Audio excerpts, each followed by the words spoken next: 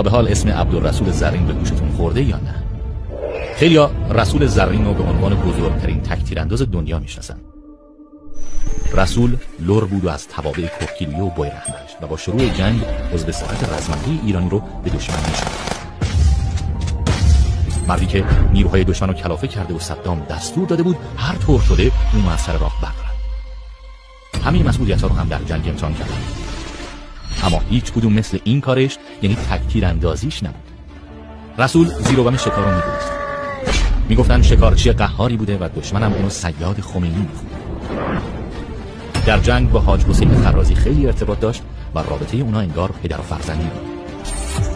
حاج حسین به اون لقب گردان تک نفره رو داده بود چون خودش تک و تنها با یه اسلحه دراگوناف اسویدی از پس دشمن مقابلش در اومد.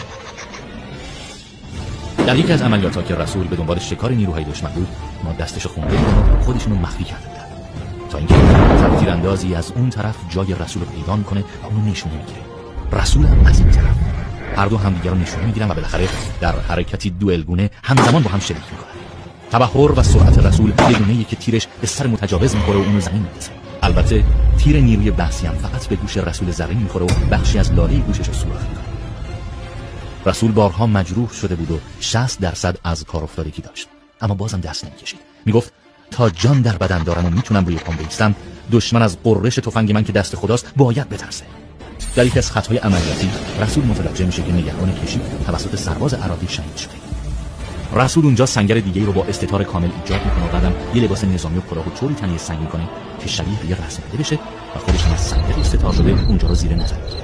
طولی نمیکشه که در تاریکی شب دستی تنومندی وارد سنگر میشه تا حمله دیشبش رو تکرار کنه. رسول هم سریع سنگر خودش بیرون میاد و با زرنگی تمام اون از بین میبره.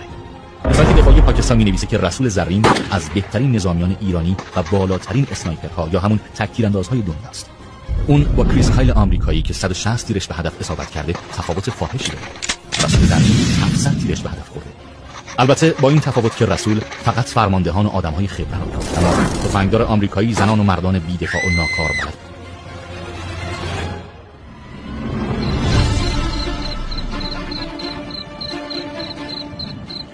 سرانجام رسول زرین در عملیات خیبر جنوب جزیره مجنون در حالی که تعداد زیادی از نیروهای دشمن از پا انداخته بود موقعیت شناسایی و از چند زاویه بهش شلیک میشه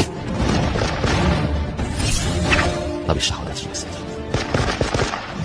اون روز صدای بیسیم‌های بأسی زیادی شنیده میشد که با خوشحالی میگفتن بالاخره صیاد خمینی رو زدن.